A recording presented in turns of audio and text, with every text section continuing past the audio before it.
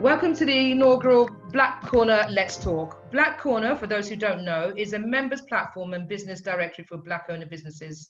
BC, as we call it, provides a place or a corner to highlight Black owner businesses by providing necessary brand awareness through marketing, amplification of Black business voice, business elevation, as well as harnessing a supportive community network. This month, we draw inspiration from International Women's Day. Our take is challenging ourselves as Black women to champion our own crown. And so, on the note of crowns, I'd like to welcome June Forbes of JForbes Hair to talk about her journey and owning her own crown.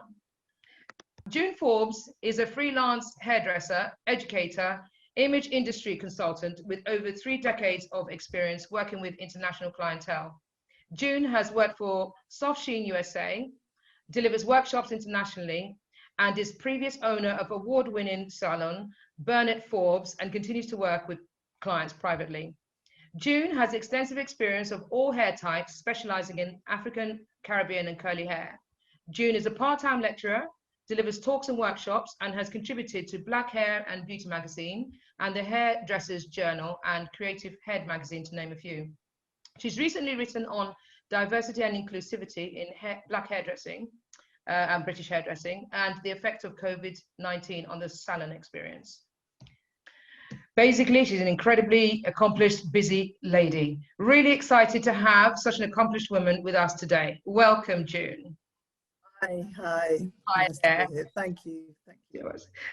To set the scene, I'm going to basically say that we at Black Corner see owning your own crown as being your true self.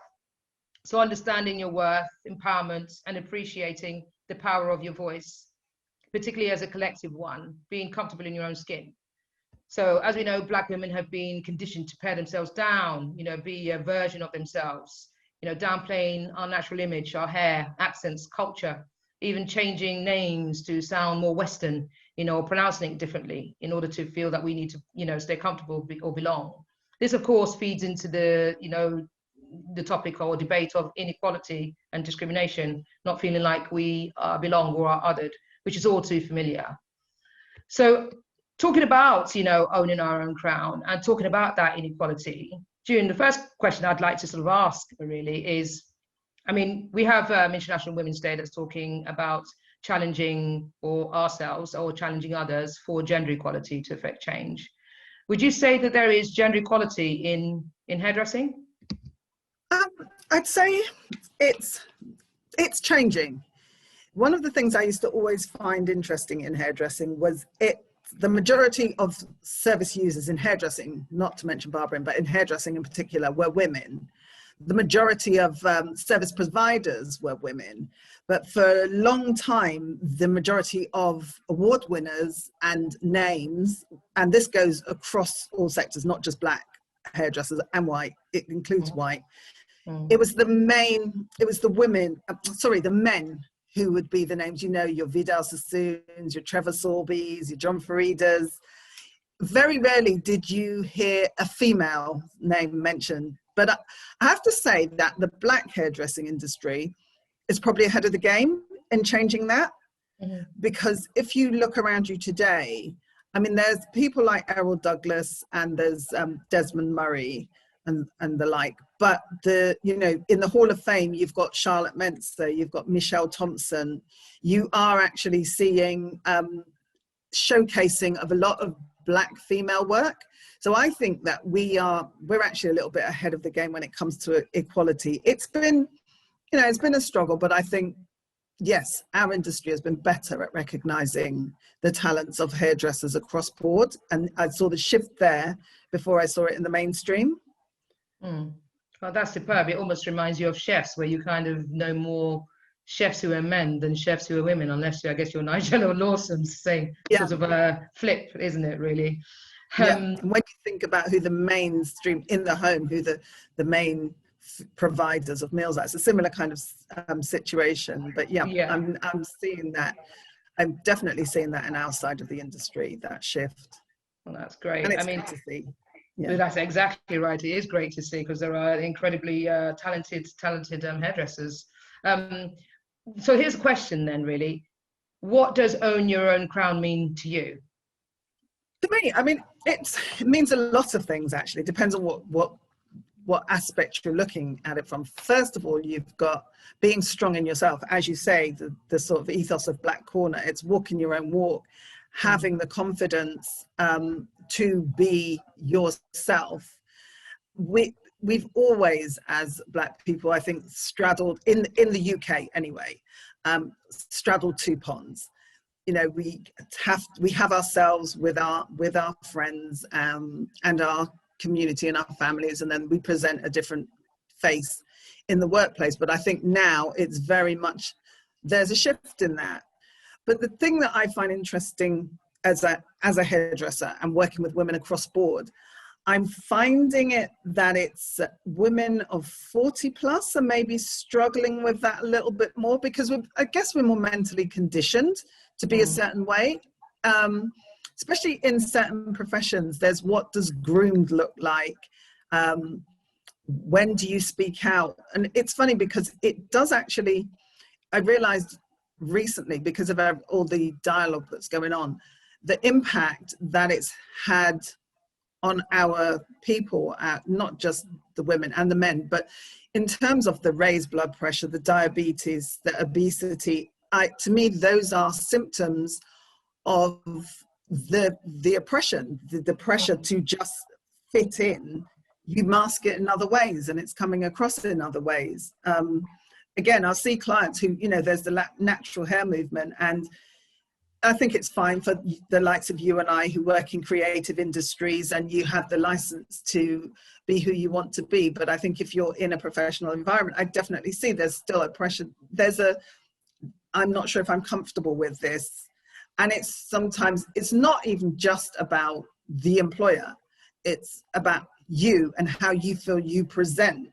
And you know, am I going to be that militant woman if I turn up to work like this? So the whole owning your own crown is being able to step into that with a degree of comfort and assurance. But I still think, for all the dialogue, I still think we have a way to go. I still think, I almost feel like the younger generation are adapting to it. They have their own sort of different issues. But I think for the 35, 40 plus aged women, it's a different journey for them. Like, I always have to remind myself that I am lucky to be in the position I'm in, working with women of my own community. And it jars me when they come in, when clients come in and they'll tell me of an experience, and I kind of have to think, gosh, is that still going on out there? But to them, it's normal. They deal with it every day at work, and it does erode at who you are and what your normal becomes. Your normal is to expect to be overlooked. Your normal is to expect to let a situation slide and not say anything because you don't want to be perceived as the aggressor or the angry person or the person that's always complaining or the person that's always making it about race. Sometimes it's not even about race, but you just don't want to be that person that's perceived as aggressive. Yeah, and that challenge is, I guess, across a lot of sectors, really, that feeling of being perceived a particular way, particularly, as you say, the over 40s and being conditioned that way. And sadly, I guess, those who are sort of older tend to, I guess, be more of a position to be able to affect and influence. But if they're conditioned a certain way, then you've got that, I guess, that battle versus the younger woman who's not, you know, who's on their way up and able to challenge more. You know, so I guess maybe going on that, then the challenge really is that inequality still, and finding that voice and looking at, you know, challenging oneself, you know, and how we, I guess, stripping back decades of conditioning, you know, and also it's baggage. It's lots of baggage. Yeah, and your identity, but also then challenging those, you know, who I guess have treated you or view you a certain way. So we at Black Corner sort of talk about equity a lot, and the need to elevate ourselves. You look at allies, but, you know, we need to kind of do it for ourselves as well. And if you have like that voice, then you know, perhaps there'll be more strength in there. But it's easier said than done, of course. So what would you say about, I suppose, you know, coming together as a community and that collaboration? When people say or hear the word collaboration, they tend to think, yeah, I find that gets two reactions. You often, the obvious word is you're working with somebody, but sometimes people think, oh, that means I've got to do something for free, or I've got to do something that I'm not getting paid for. Collaboration means a lot of things. I mean, just you and I having this conversation is a way of collaborating. And sometimes it can be just, you know, in your work, in something you're doing, mentioning another business. If you know somebody who is providing another service, it's being aware of what's available in your community, what's available amongst us as people, to be able to put, you know, when something's recommended, you can say, oh, I know somebody who does that, and know that you can put that person forward. I think that we need to get away from the mindset of collaboration means free or cheap. I mean, obviously, we also need to recognize that if someone is good at something, or someone has a job or a profession, it's not a hobby or a part-time that you're trying to make a living. So you need to recognize people's value and be prepared to pay them their value. But I think it's also recognizing that collaboration or collaborative platforms are beneficial all round. And I think obviously now that we have the internet, it provides that form of communication, that ease of communication that maybe wasn't there before. So I see, you know, when you look on the internet, especially right now with COVID and everyone's glued to the screen, you see lots of things springing up, all these little separate platforms like Clubhouse and things like that, all these things that are really gathering pace. So yeah, collaboration for me means being aware as much as joining in with something. It means being aware of what people are doing, being able to reach out, if you like, and be open to people reaching out to you as well and discussing with you. I'm going to switch it up a bit because I know we've been talking heavily, but very importantly, and I'm going to call this Hairdresser's Dear Diary, because my goodness me, you hear all sorts from us who just witter on while you're just nodding along, and to all the stories that people are telling you, certainly over the years. Would you say that there's a shift, I guess, in Black women's perception and acceptance of themselves, sort of like more of a, I guess, a collective coming together, more so because of events that have kind of, I guess, highlighted, you know, that need to do so, and more importantly, anything that's kind of come out of it action-wise?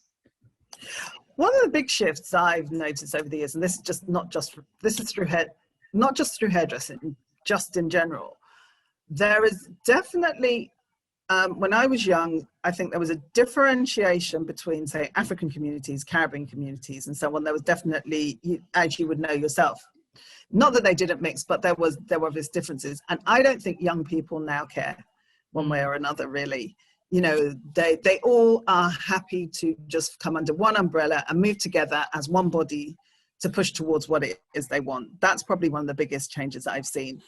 And I also see, I don't know if it's because of having grown up and been educated here completely, that there is a definite there's a leveling up of confidence in young people. I think, again, we were more inclined to toe the line and diminish ourselves. Young people, young Black women, I see, are a lot more vocal and a lot more confident in going after what it is they want, and also a lot better at the whole side hustle thing. So having, you know, maybe having your job, but having something else going on, that is the thing that you want to promote for yourself, that is more geared towards your community, or a sideline business, or so yeah, that's a shift that I've seen, you know, in terms of just confidence. There is definitely a growing level of confidence that I didn't necessarily recognize or see before. Find the route that you can use to affect change, that is open to you. It doesn't have to always be the loudest voice or the most obvious voice. There are smaller ways, and find the way for you and the person you can speak to to bring about, even if it's the smallest change, but don't remain silent. And sometimes you have to feel uncomfortable before you can reach a position to feel comfortable. Yeah. So don't be afraid of that discomfort. I've got to talk to you in relation to you being obviously a very successful entrepreneur, female entrepreneur. Obviously, you've evolved and diversified over the years through sort of obviously hairdressing, but education, photography, and as an image industry consultant. So successful. But as you mentioned before about COVID, it's put pressure on all of us. How have you handled the changes, and how have you managed to adapt? So COVID really, as you know, sort of slammed the hair and beauty industry against the wall, and all of us are wondering how we're going to survive post-COVID. I'm lucky enough not to have a premises currently. But one of the things during first lockdown, one of the immediate go-tos for me was there was a lot of online education going on. So I got a chance to go on, look at various videos, talks, seminars. So trying out new skills, new ideas. It also gave me the chance to go out, set some time aside to do some collaborate with a photographer. She was wanting to get certain side of photography, some images for her collection. It allowed me to do something different with hair, something I hadn't really done before. And the thing is, there's a lot of online hairdressing education going on at the moment. There's a bit of controversy around it between the sort of professional hairdressers, because it's how much do you give away online?